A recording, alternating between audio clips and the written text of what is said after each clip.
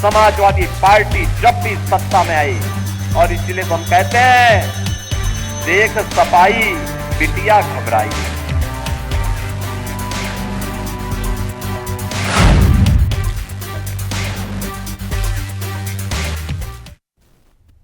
एकता का संदेश, फिर क्यों सियासी कलेश। नमस्कार, आप देख रहे हैं इंडिया वॉइस और मैं हूं आपके साथ श्रुति अंगद। यूपी में मलकीपुर में उपचुनाव होने हैं। उपचुनाव सिर्फ उपचुनाव नहीं है, बल्कि यूपी की राजनीति में सियासी जंग से कम नहीं है, क्योंकि लोकसभा में यूपी में बीजेपी की जिस तरीके से फजीहत हुई थी उसकी चर्चा खूब हुई, और खासकर अयोध्या में समाजवादी पार्टी के नेता अवधेश प्रसाद ने जिस तरह से बीजेपी को मात दी, ये हार बीजेपी को जैसी अब कचोटती रहती है। और अब उसी अयोध्या के मलकीपुर सीट पर उपचुनाव आया है तो सीएम योगी ने इसे नाक का सवाल बना लिया। जी हां, सीएम योगी आदित्यनाथ उपचुनाव में 2 सीट मलकीपुर और जो कटिहरी है वो जिताने की जिम्मेदारी अपने कंधों पर ले रखी है। कटिहरी में तो जीत तो मिल गई, लेकिन अब बारी है मलकीपुर की, जहां पर अब दमखम के साथ बीजेपी पार्टी चुनावी हुंकार भर रही है। सीएम योगी आदित्यनाथ चुनावी प्रचार करते हुए नजर आ रहे हैं। सीएम योगी आदित्यनाथ का वो बयान तो आपको याद होगा जिसमें उन्होंने बटेंगे तो कटेंगे ये वाला बयान दिया था, जिसका नैरेटिव भी बहुत सेट किया गया था, नेगेटिव बातें इसको लेकर की गई थी। लेकिन अब एकता की बात करते हुए सीएम योगी आदित्यनाथ नजर आ रहे हैं। ये जो मलकीपुर सीट है अब बीजेपी के लिए साख और नाक का सवाल बन गया है। जी हाँ, सीएम योगी ने उपचुनाव में 2 सीटें जो कि मलकीपुर है और कटिहरी की जिम्मेदारी तो ली थी। अब कटिहरी में जीत मिल गई है, मलकीपुर की बारी है, और इसको लेकर सीएम योगी आदित्यनाथ और उनके जो 6 मंत्री हैं वो युद्ध स्तर पर मलकीपुर सीट पर चुनावी हुंकार भी भर रहे हैं, और साथ ही साथ चुनावी मैदान में खाद पानी भी डाल रहे हैं। आज इसी पर चर्चा की जाएगी, लेकिन उससे पहले आप ये रिपोर्ट देखिए। मलकीपुर की जंग, सीएम योगी की हुंकार। क्या यादव वोट सपा के हाथ से छूट जाएगा इस बार? जातिवाद की काट, अब होगी एकता की बात। सीएम योगी का सपा पर हमला, क्या ले पाएंगे लोकसभा का बदला? मलकीपुर की लड़ाई, फुल प्रूफ चढ़ाई। समाजवादी पार्टी जब भी सत्ता में आई, और इसलिए तो हम कहते हैं देख सफाई बिटिया घबराई। तो सुना आपने, मलकीपुर के सियासी महाभारत में फतेह करने के लिए बीजेपी जुट गई है। उपचुनाव का एक और इम्तिहान, और इसे लेकर सियासी घमासान जारी है। दोनों ही दल एक दूसरे के चुनावी धार को कुंद करके जीत हासिल करना चाह रहे हैं। इतिहास के पन्ने पलटकर बताया जा रहा है कि किसने कार सेवक को लहूलुहान किया था, किसने राम मंदिर की प्राण प्रतिष्ठा से किनारा किया था, वो कौन था जिसे देखकर बेटियां घबरा जाती थी। इतना ही नहीं, इस मलकीपुर की महाभारत में सीएम योगी अपने बटेंगे तो कटेंगे वाले बयान को अब अपग्रेड करते हुए दिखाई दे रहे हैं।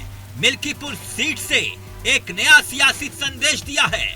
जातिवाद और परिवारवाद के नाम पर सपा का घेराव किया है, और एकता का संदेश देकर जातिवाद की काट खोजने की कोशिश भी की है। त्रिवेणी का एक ही संदेश, एकता से ही अखंड रहेगा ये देश, एकता से ही अखंड रहेगा ये देश। बहनों और भाइयों, एकता, एकता के मार्ग में सबसे बड़ी चुनौती है जातिवाद,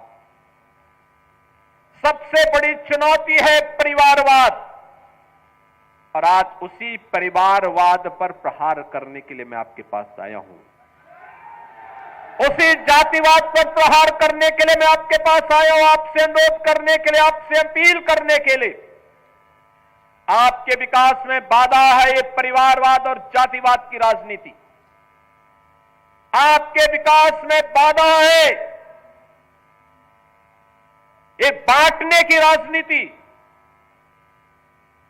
आपकी आस्था के साथ खिलवाड़ है परिवारवाद की राजनीति और जातिवाद की राजनीति।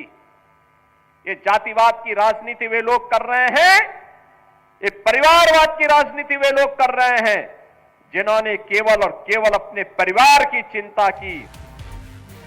तो अब जातिवाद की काट के लिए सीएम योगी ने एकता का संदेश दिया है। सीएम योगी ने सपा पर हमला करने का कोई मौका नहीं छोड़ा, जमकर तंज किया और तीर चलाए। परिवारवाद पर भी ताबड़तोड़ हमले बोले। मिल्कीपुर के चुनावी मैदान को तैयार करने में सिर्फ सीएम योगी आदित्यनाथ ही नहीं, बल्कि योगी का पूरा मंत्रिमंडल मिल्कीपुर सीट पर सियासी खाद पानी डालकर कमल खिलाने की कोशिश कर रहा है। मिल्कीपुर विधानसभा उपचुनाव को लेकर सत्ता पक्ष और विपक्ष के बीच वार पलटवार का दौर चल रहा है। मिल्कीपुर का सियासी पारा सीएम योगी आदित्यनाथ के बयान से और भी बढ़ गया है। ऐसे में देखना दिलचस्प होगा कि क्या इस चुनावी संग्राम में विजय की गाथा कौन लिख पाता है और कैसे लिख पाता है। Bureau report, India voice, Lucknow.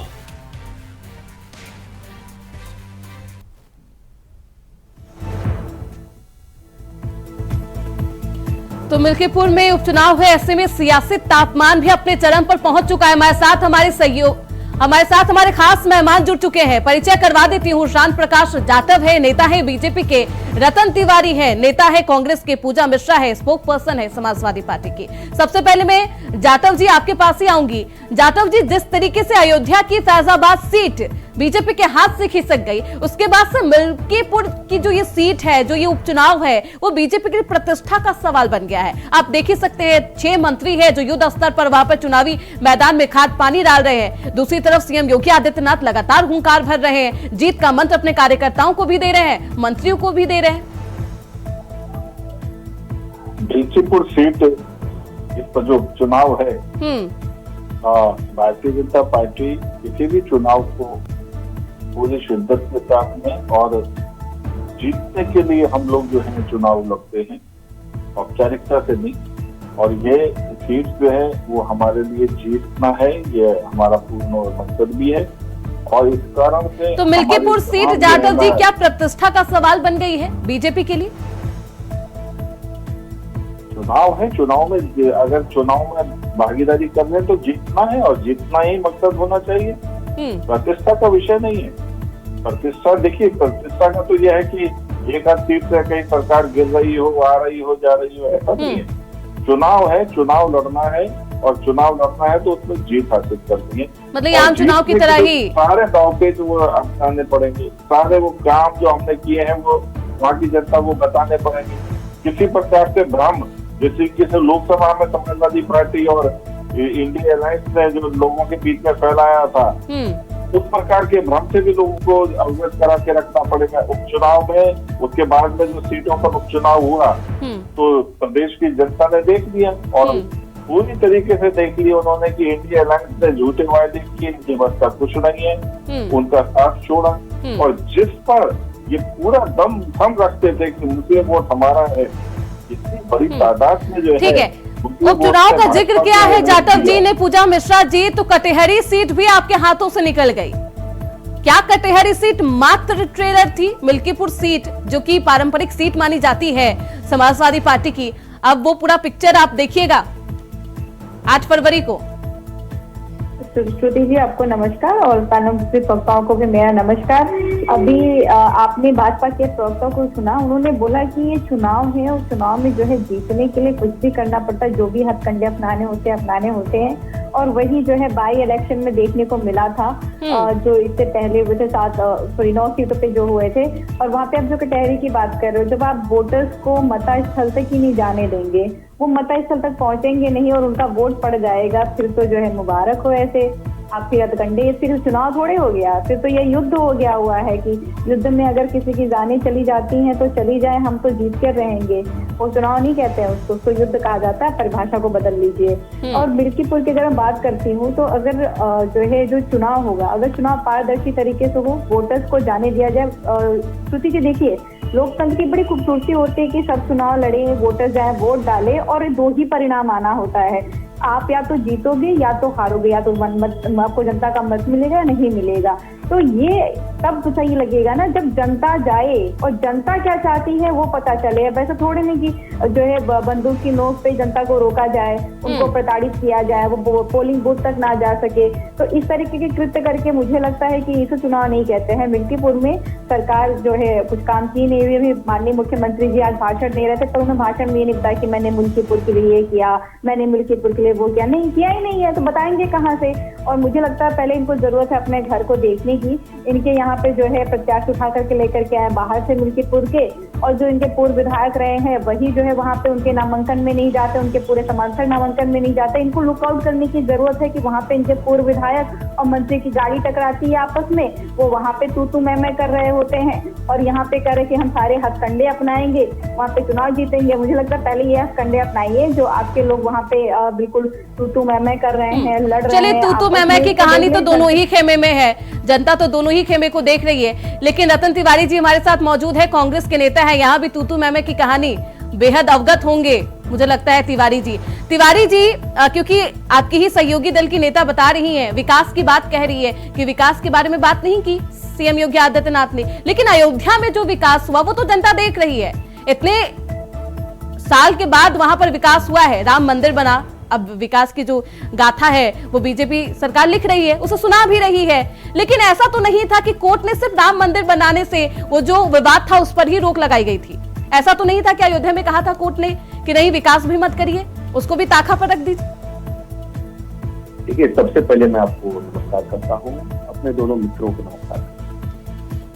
देखिए, उत्तर प्रदेश के अंदर जब लोकसभा चुनाव हो रहा था, उस लोकसभा चुनाव में भारतीय जनता पार्टी ने भगवान श्री राम के नाम के सहारे अपनी नैया पार कराने की कोशिश की। यहाँ तक कि तोड़ेंगे, जोड़ेंगे, एक नेक, 400 पार, संविधान को चकनाचूर, तमाम बातें हो रही। और आपने देखा किस प्रकार इंडिया अलायंस ने भारतीय जनता पार्टी को एकदम वहां पे लाके खड़ा कर दिया जहां पे ये कभी सोचते भी नहीं थे। और हमने इनसे सीतापुर छीन लिया, प्रयाग छीन लिया, इनसे हमने अयोध्या तक छीन लिया, जिस अयोध्या की आज आप जिक्र कर रहे हैं। उस अयोध्या में यही लोग रंगमंच बनाए थे, बड़े बड़े मंच बनाए थे और एक ऐसा माहौल क्रिएट करने की कोशिश कर रहे थे कि अयोध्या तो हम चुटकी बजा के जीत लेंगे, लेकिन अयोध्या की जनता है, भगवान श्री राम की प्रजा है और भगवान श्री राम की प्रजा ने भारतीय जनता पार्टी को इतना जोरदार तमाचा मारा है तो मिल्कीपुर का सपना भी नहीं देख सकते। देखिए, चुनाव विधानसभा में हो रहा है, विधानसभा चुनाव में कांग्रेस पार्टी का पूरी तरीके से समाजवादी पार्टी को समर्थन है और मिल्कीपुर की जनता भी तैयार है कि एक दूसरा तमाचा दूसरे गाल पे मारने के लिए। अब चुनाव का जब परिणाम आएगा तो देखना अजितेश प्रसाद विधायक बनकर असेंबली में पहुंचेंगे और इनके जो पासवान जी लड़ रहे हैं वो दूर दूर तक दिखाई नहीं देंगे। चलिए, अब कौन दिखता है तो देखना दिलचस्प होगा और जनता भी उसी का इंतजार करिए। पूजा मिश्रा जी, विकास की ही बात कर लेते हैं। कोर्ट ने विकास करने पर भी रोक लगाई थी, क्या अयोध्या में विकास नहीं करिएगा? हाँ, आप अगर नोट करना चाहे तो मैं इसीलिए तुरंत मैंने खोल के एकदम भाई सरकार में काम किया हुआ है कि मुझे पता था कि ये बड़ा बोला जाता है कि जो है समाजवादी पार्टी ने जो है कार्य ही नहीं किया। कि हमारी परेशानी है ना कि हम आस्था को आस्था तक ही रखते हैं। हम ये नहीं बोलने चले जाते कि राम मंदिर के जो है हम अगर राम मंदिर में पूजा स्थल के लिए जमीन वहाँ पे दिया, वहाँ पे जो पता होगा ना जो परिक्रमा लगाई जाती है वो परिक्रमा स्थल भी समाजवादी पार्टी सरकार में बनाई गई। वहाँ पे गार्डन बना हुआ है वो भी समाजवादी पार्टी सरकार में बनाई गई है। वहाँ पे मंदिर का और जो विस्तार करना था उसके लिए भी जो समाजवादी पार्टी ने जमीन वहाँ पे। जाटव जी, अयोध्या में सारा का सारा विकास तो पूजा मिश्रा जी यानी कि समाजवादी पार्टी ने किया है। ये कौन सी विकास की गाथा है जो लगातार बीजेपी सुना रही है सभी को? श्रुति जी, एक सवाल लेकर के जाएंगी। आपने वो शायद देखा हुआ कानपुर में इन्होंने फ्लाईओवर बनाया था वो ट्रेन जाने के लिए, वो जैसे लोहे उसके नीचे से हटाए गए ना वो 3 फीट नीचे चला गया हुआ है। ऐसे विकास हो रहे हैं। और आपको ध्यान ही होगा वाराणसी में जो अंडर कंस्ट्रक्शन फ्लाईओवर गिर गया हुआ था। और अयोध्या की बात करें तो वही पूछ लीजिएगा कि पहली बारिश हुई और जो है सड़कें उधड़ गई हुई थी। तो वो तस्वीर तो मुझे लगता है जाटव जी को भी याद होगी। जाटव जी, देखिए, जिस तरीके से पूजा जी ने कुछ बातें बताई कि इनके समय में विकास हुआ, जाहिर सी बात है, आप मुख्यमंत्री थे, आपकी सरकार थी, आपको करना चाहिए था विकास। इसमें कोई ऐसा नहीं कि आपने प्रदेश की जनता के ऊपर, मगर आपने ये भी ध्यान में रखना चाहिए कि मुलायम सिंह यादव जी ने किस तरीके से कारसेवकों को बोलने को सुना। आप उस रात को नहीं रोक सकते, क्यों उन्होंने कारसेवकों को मारा। और बाद में ये भी कह रहे हैं कि और आवश्यकता पड़ी तो और मारेंगे। केवल एक वोट बैंक को साधने के लिए आपने कारसेवक की हत्या कर दी, आप विनाश को जनक हैं, आप विनाश को पुश करते हैं और इस कारण से उत्तर प्रदेश की जनता आपसे भयभीत रहती है। जिस तरीके से आपने गुंडाई करी, बच्चियां जो हैं किस तरीके से घबराया करती थी, रात में निकलना मुश्किल था। आपको तमाम घटनाएं याद होंगी किस तरीके से बुलंदशहर में माँ बेटी के साथ में कितना जघन्य अपराध हुआ, आपके समय में हुआ। आपको अच्छी तरह पता है कि किस तरीके से थानेदार को जीप से बांध करके आपके गुंडों ने जो है ना रोड पर निकाला और एक जो बदमाश जो आपका जिस पर सबने मातम मनाया जिसकी मौत पर, उसने एक आदमी की निर्मम हत्या की, उसके खाल तक उतार करके चौराहे पे टांग दिया। इस प्रकार के जघन्य अपराध करने वाले समाजवादी पार्टी के लोग आज बात विकास की, अरे आपने तो विनाश किया है विकास में।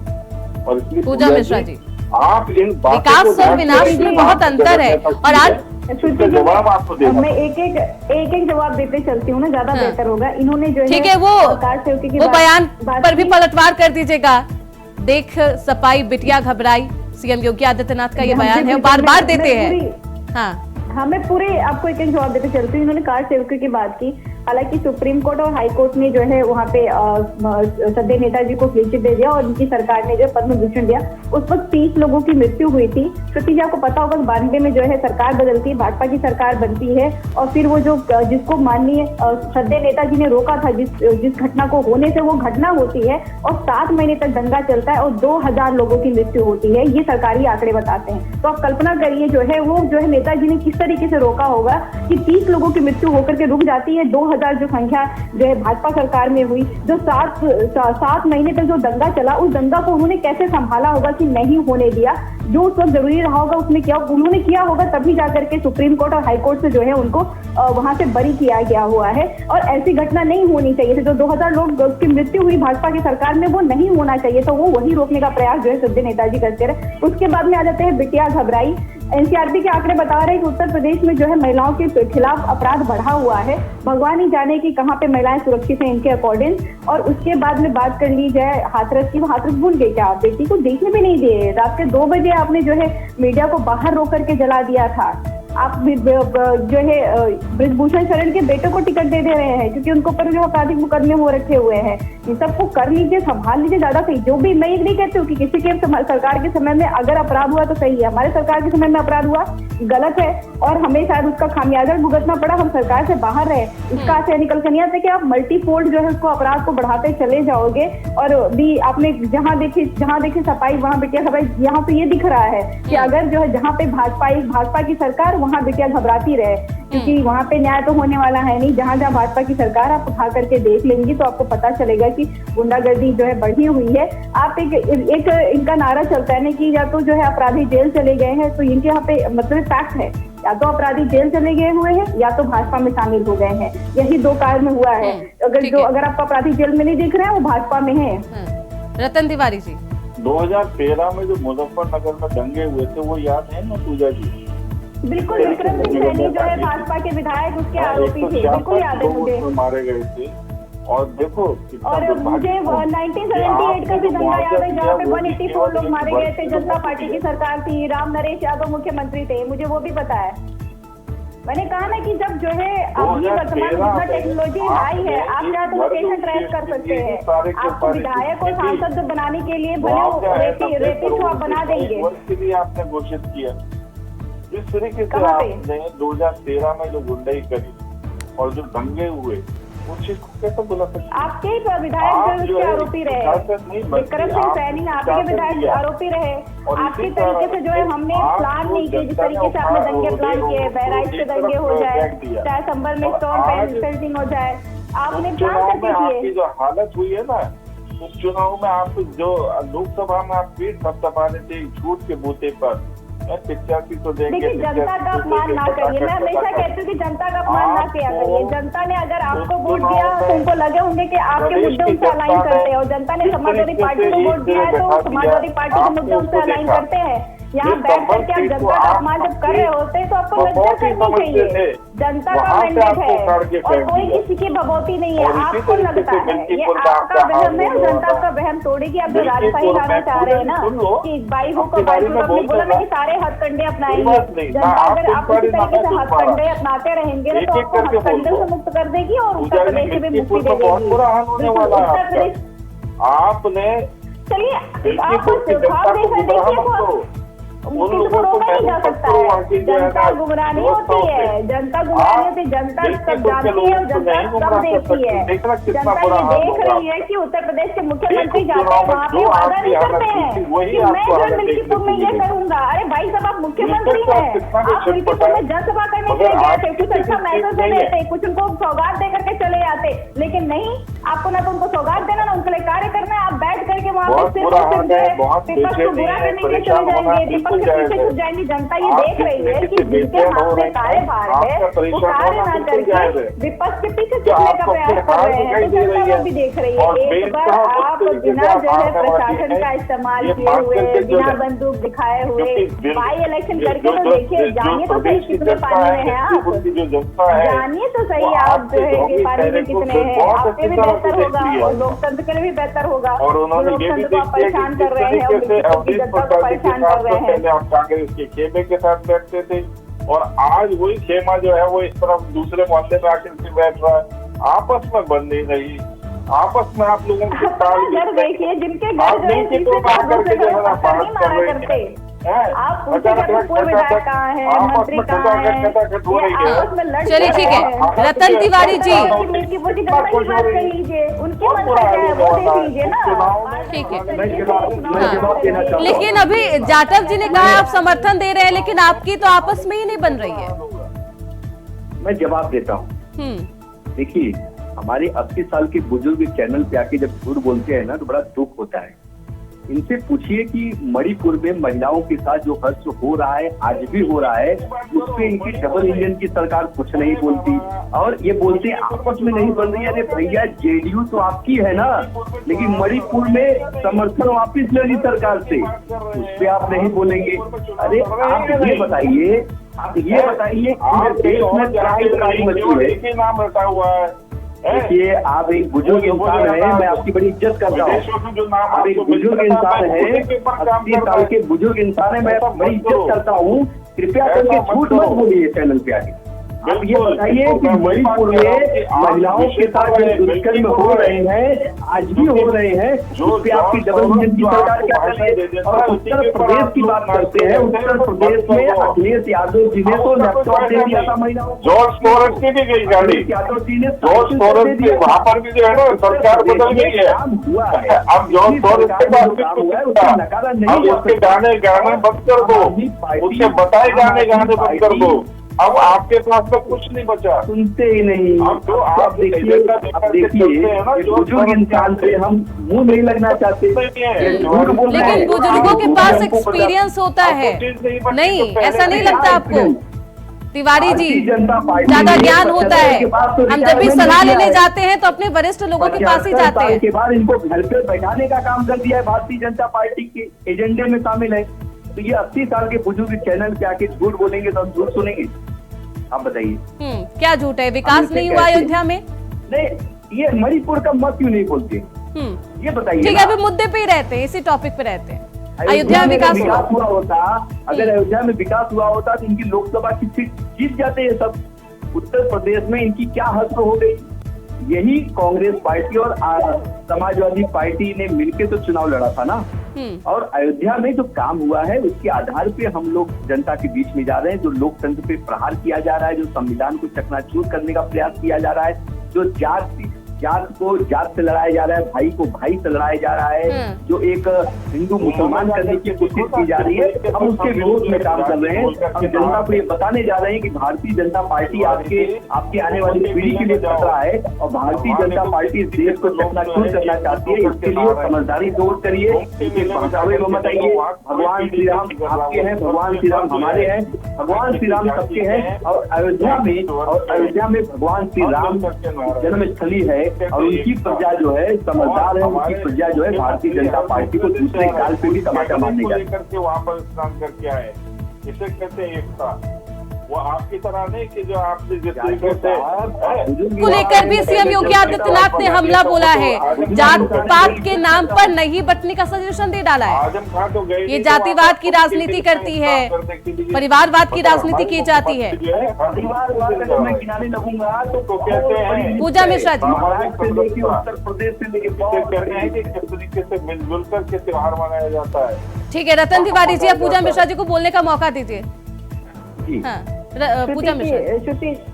श्रुति जी, देखिए मैंने क्या हालांकि अभी अयोध्या के विकास की बात हो रही थी, हाँ वाकई बहुत विकास हुआ है। हाँ, लेकिन ये परिवारवाद वाला जो टैग लगा है समाजवादी पार्टी पर, पूजा मिश्रा जी, उसका खंडन कैसे करिएगा? मुख्यमंत्री को जमीन बेच डाला, परिवारवाद का जो है बात कर रही है श्रुति जी। मेरा मानना है कि ये लोकतंत्र है, जिसको जो है लोकतंत्र में जाते चुनाव करने के लिए, जीतते हैं तो सदन में जाएंगे, नहीं जीतेंगे तो नहीं सदन में जाएंगे। ये परिवारवाद की बात करते हैं। बेटा जो है किसानों पे गाड़ी चलाएगा, पिताजी को हम टिकट देंगे। पिताजी जो है महिलाओं के साथ में अभद्रता करेंगे, हम बेटे को विधायक और सांसद बनाएंगे। दोनों को आप निश्चित रहिए, आप जाइए महिलाओं के साथ अभद्रता करिए, हम आपके दोनों बेटे को जिम्मेदारी लेते हैं, एक को सांसद बनाएंगे, एक को विधायक बनाएंगे। ये इनका परिवारवाद है। अच्छा, हमारे घटक दल है, आपको एक ही टिकट दी जाएगी, आप अपने बेटे को लड़ाइए। अच्छा, हमारे घटक दल है, आप जो है परिवारवाद की बात करते हैं, तो हमारे परिवार से भी जो है इनको प्रत्याशी मिलता है। अगर इनको जो है कन्नौज लड़ाना है, इनको जो मैनपुरी लड़ाना है, तो वहां से जो है तब इनको लगता है कि जो है समाजवादी पार्टी का ही बड़ा बनना चाहिए। नहीं भाई मिलेगा तो हम इनके जीजा जी को लेकर के आएंगे, पर हम इनको चुनाव लड़ाएंगे। अब ये कहाँ परिवार की बात कर रहे हैं? आप अगर उठा करके देखेंगे तो हमारी यूनिवर्सिटी का एक लोगो है, लोगो में क्या है ना कि वो बना हुआ है दिग्बराव बरगद का, कि जितनी उसकी शाखाएं उतने पेड़, तो वैसे इन्होंने हरियाणा में कर रखा हुआ है। ऐसा परिवारवाद बनाया है वहां पे कि जितनी शाखाएं हैं ना उस परिवार की, उतने पेड़ हैं। तो ये कहाँ परिवारवाद की बात कर रहे हैं? इनके यहाँ पे उठा कर, क्योंकि इनका कुनबा बड़ा है ना श्रुति जी, तो इनका परिवारवाद भी बहुत बड़ा है, इनके पटीदार खूब ढेर सारे हैं। आप उठा करके देखिए कि जो इनके घटक दल हो, चाहे जो है हरियाणा की बात कर लीजिए, चाहे मणिपुर में बात कर लीजिए, सब जो है। और आपको मुझे समझ में आ रहा है, राजनाथ सिंह के बेटे जी को हटाइए विधायक पद से, राजनाथ सिंह के बेटे को हटाइए। मैं बिल्कुल समझ में आ रही है, मुझे समझ में आ रही है। अरे सच्चाई आपको समझ में ही आ रही है, सच्चाई यही है। आपने ओपी राजभर की बेटे को टिकट दिया, हमारा परिवार आपका परिवार। चलिए, परिवारवाद का खंडन तो हो गया, अब जातिवाद का भी खंडन करिए पूजा मिश्रा जी। उनको भी आपने आईना दिखा दिया, अब जातिवाद वाला टैग। हाँ, तो देखिए श्रुति जी, अगर पीडीए से जातिवाद हो रहा होता तो आपको लगता है कि इलेक्शन कमीशन हम पे कार्रवाई नहीं करता? इलेक्शन कमीशन ने कार्रवाई नहीं किया, ये साबित करता है कि पीडीए कोई जातिवाद हो रहा है। हम तो सबके बात करती है, और आप पीडीए का नाम लेकर हमारे पार्लियामेंट में इसे विधानसभा प्रमुख जो है वो आपने पीडीए में तो बताया नहीं। आप माता प्रसाद जी को बनाते हैं और बात करते हैं पीडीए की। वोट चाहिए आपको पीडीए का और वोट दे रहे हैं वो जो माता प्रसाद जी को आप बना रहे हैं, क्या नाम है, पांडे जी को बना रहे हैं क्या? मुद्दे को बोलने ना दिया जाए। आपका उम्र का यह तजुर्बा आपने गेन कर लिया हुआ है कि कोई अगर फैक्चुअल बात करे तो इंटरफेयर करना है और जो है पीडीए में तो आपने नेता प्रतिपक्ष बनाया नहीं, आपने नेता प्रतिपक्ष पीडीए में किसने नहीं बनाया? आपने पीडीए का चाहिए, मगर आपको बनाया तो आप जो है ना मंत्री बनाएंगे, कितने बांटेंगे अपने परिवार को, या आप उसको बांटेंगे जिनको आपने वोट नहीं बांटा? आप माता प्रसाद को बना रहे हैं और बात कर रही है पीडीए। आपको तकलीफ होती है, पूजा जी दिख रहा है, पूजा करने जाते नहीं है तो अयोध्या जाता है तो आपको पीडीए नहीं दिख रहा है। पूजा जी अयोध्या पूजा करने गए क्यों? आप ये भी कहेंगे कि आप प्रवक्ता है, इसमें पीडीए नहीं दिख रहा है। हमारी पार्टी सर समाज की बात करती है, आप लोग डीपीए बताइए मुझे,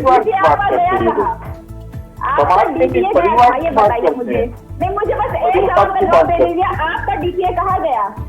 हमारा तो डीपीए चलता रहा और चलता रहेगा, आगे भी चलता रहेगा। आपने डीपीए बनाया था हमारे पीडीए के पैरेलल पे, वो डीपीए आपका गया कहाँ? कभी नहीं, आप हमेशा सामाजिक एकता की बात करते हैं, क्या बात कर रहे हैं? समाज की बात देख लीजिए, डीपीए की रैली निकाल रहे थे, आप जो बातें कह रहे हैं मैं एग्री कर रहा हूँ कांग्रेस के प्रवक्ता से कि आप बहुत बड़ा बखूबी बोल लेते हैं। झूठ बड़ा ठीक है। बखूबी बोल देते हैं। रतन तिवारी जी, देखा ठीक गया है, पूजा मिश्रा जी, ऐसे शब्दों का इस्तेमाल करने से बचो। अब झूठ सच अच्छे प्रवक्ता जनता के कटघरे में जब होंगे सलाम तो मत जनादेश दीजिए। आएगा और सभी दूध का दूध पानी का पानी हो जाएगा, किसके पक्ष में होगा। लेकिन रतन तिवारी जी, जिस तरीके से उन्होंने परिवारवाद का खंडन इस रूप में किया है कि बीजेपी भी तो वही कर रही है तो हम कर रहे हैं तो कौन सा गलत, मतलब ऐसा लग रहा है जैसे कि समाजवादी पार्टी या तो बीजेपी को फॉलो कर रही है या उनकी विचारधारा पर चल रही है। कांग्रेस पार्टी में भी ऐसा ही है क्या? मैं आपको बता तो रहा हूँ, हाँ। ये हमारे बुजुर्ग बाबा जी से पूछिए कि नारायण राणे केंद्र में मंत्री है जो महाराष्ट्र के सिंधुदुर्ग से लोकसभा चुनाव जीते हैं। अरे उन्होंने अपने दोनों बेटे को विधायक का चुनाव लड़वा के जितवा दिया। और गोपीनाथ मुंडे उनकी एक पुत्री सांसद, दूसरी पुत्री मंत्री है। और यहाँ तक कि शरद पवार का पूरा परिवार मंत्रिमंडल में शामिल है। अजीत पवार हो जाए, उनकी पत्नी हो जाए, मुख्यमंत्री थे, उनके बेटे सांसद है। तो परिवार की अगर लाइन अगर खींचेंगे तो बहुत बड़ी लाइन हो जाएगी। और मैं महाराष्ट्र की बात करा रहा था, उत्तर प्रदेश से लेके हरियाणा से लेके हिमाचल से लेके आप जहाँ चले जाएंगे वहाँ परिवारवाद दिखेगा। और परिवारवाद की अगर बात होगी, भारतीय जनता पार्टी नंबर 1 पे दिखाई देगी।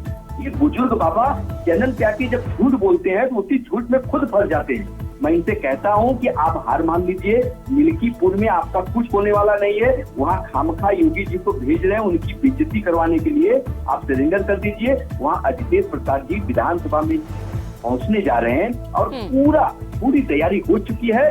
और जनता जिस दिन चुनाव होगा उसी दिन आपके दूसरे गाल पे तमाचा मारेगी और ये बताएगी। तो क्या राहुल गांधी भी पहुंचेंगे प्रचार करने? रतन तिवारी जी, आप तो भविष्य वक्ता हो गए, अब बताइए राहुल गांधी भी पहुंचेंगे मिल्कीपुर में या फिर नहीं? समर्थन दे रही है कांग्रेस? तिवारी जी तो दिल्ली का भी पता नहीं है इनका। ठीक है तिवारी जी, राहुल गांधी जाएंगे समाजवादी पार्टी के लिए समर्थन करने, चुनावी जनसभा करने, या फिर नहीं जाएंगे? क्योंकि आपने भविष्य के बारे में बहुत कुछ बता दिया है, इसके बारे में पता है या फिर नहीं? तिवारी जी आवाज नहीं आ रही आपको?